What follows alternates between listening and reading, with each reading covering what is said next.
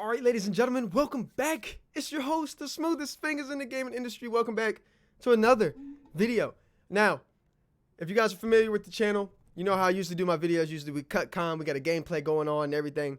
I haven't had any time to get a gameplay for this Titanfall video or for the stuff in the background, so I'm just going to talk to you face to face like I usually do. But today, what I really wanted to go over and what I really wanted to say was appreciate all the love for Cubics and all the stuff with Welcome to the Paradigm. And that project, man, it was...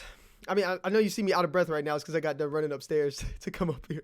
But I'm really happy with how everything happened. And I'm really out of breath for the love and the support that I get. You know, one person or a million, you guys know how I do. That montage, that project was in the work for longer than you guys know. There's still 2 more on the way that we're working on. And with all the delays with Cyberpunk and all the delays with the project and everything the channel's been going through recently, man, I appreciate it. And that's really all I can say. But moving on from the sentimental shit, you know, we're beyond that. It's time to look forward. It's time to focus on new things. Titanfall.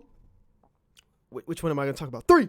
Titanfall 3 is in rumors again, baby. It's in the rumors again. It's like the more we talk about it, it's like the more it happens, right? It's kind of like, you know, the law of attraction, you know, the thing that God says in the Bible, you know, that's written in the word, you know, believe that ye shall receive it and ye shall have it. You know, basic things, but we won't get into that today, baby. We're here to talk about Titanfall 3.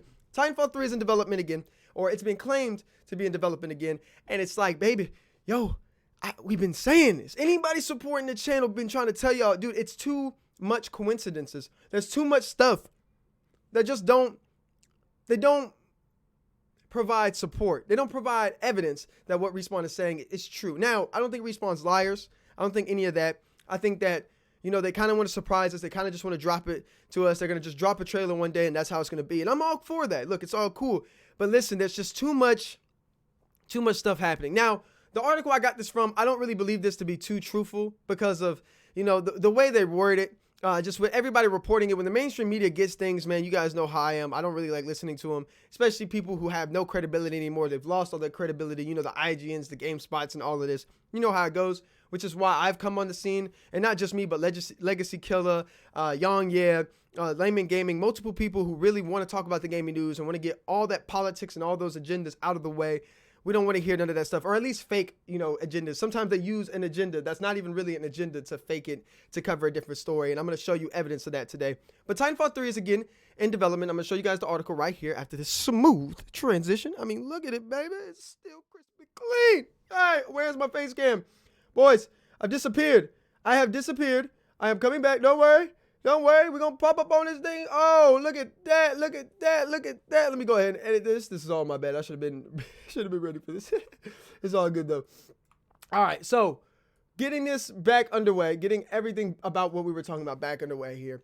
Titanfall 3 is in development at Respawn. And again, this is nothing new. It's nothing that we haven't discovered or covered before. The difference between this now is that this guy is a credible Apex Legends leaker. And I've looked at some of his Apex Legends leaks. He's had almost all the characters right, except for the big swole guy that died at the end of, what was it, season 4, season 5? I don't remember. It's been a while since I played Apex. But he wasn't really accurate about that one. But other than that, he looks very accurate. The only thing that continues to keep me skeptical about it is the fact that there's nothing here that he's seeing other than just it's a rumor, and that there's been coding that's the same in Apex as there is in Titanfall. And it's like, guys, the same people made Apex that made Titanfall. Multiple of these things, multiple of these skins, these loadouts and stuff came from Titanfall. This is nothing new. This is nothing to overreact about. It's nothing to say that it's confirmed. But again, guys, I've said multiple times that I think it's in the work. And to me, it's confirmed pretty much because of just how much stuff we've seen, how much leaks there are, and the probability of why not. You know, why not do it? Why not come out and do something major like this? Why not come out and put out Titanfall 3? Because it's a heavy hitter. It's a big thing in the gaming community. It's a big FPS. And if they could just launch it in its own window, such as early 2021, and then late 2021, EA could have Battlefield as well.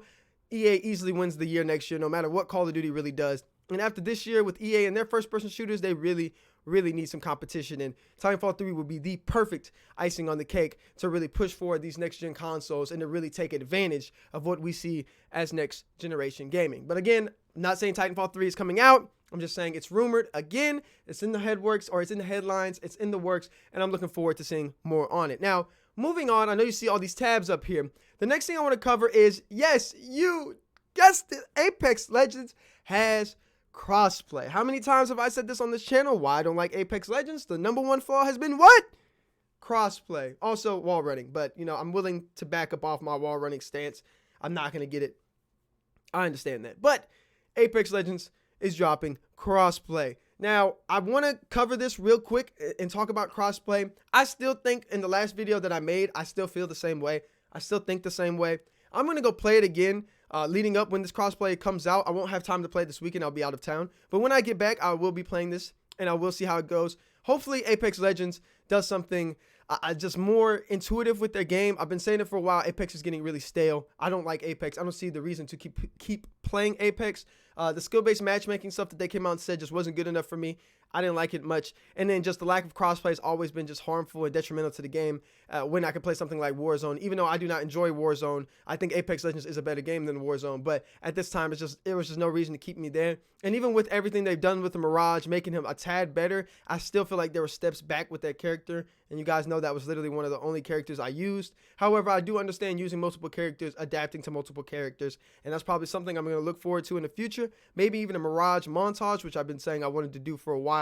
Hopefully this is the time for me to get back into Apex, have a little bit of fun with Apex before Destiny Beyond Light and Call of Duty Black Ops Cold War come out, even though crossplay and the Black Ops Cold War beta are going to be launching in the same weekend, which I will not be participating in either or. Don't really care about Call of Duty, but I would love to play the Apex Legends crossplay update.